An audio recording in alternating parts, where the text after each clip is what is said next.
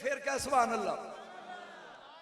میں تھوڑی تھوڑی گلاں ہولی ہولی تینوں سناوندا جا رہا لال شہباز دیاں. میرے بچے کلندر سوٹے لان والا نہیں ہوندا, کلندر چرساں تے پنگاں پین والا نہیں ہوندا, کلندر او ہوندا کوے ہو جا. تو منہ کھڑنا, میں گل بولی تے تو منہ کھڑ دے, منہ کڈے ہو جا تے پھر ہو جاندی ہے.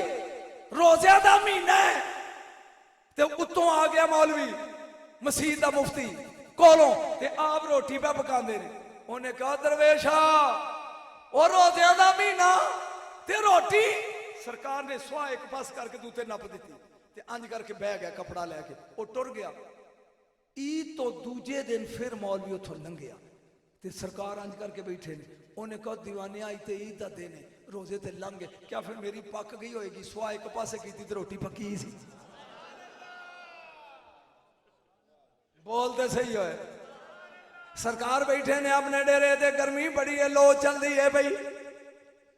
مرید پانی دا لوٹا لے کے میرے کلندر بادشاہ دا وضو پیا کراندا ہے.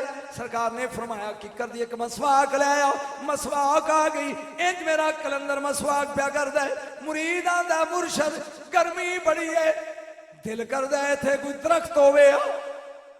فرمایا میری مسواک گڈ دے. بولے ہی نہیں, میری مسواک گڈ دے. او سویرے گڈ کے آئے نے, دوجے دن آئے نے تے ککر بنیا پیا ہے. میرا تو خیال ہے یہ بھی سمجھ نہیں آئی کلندر دی.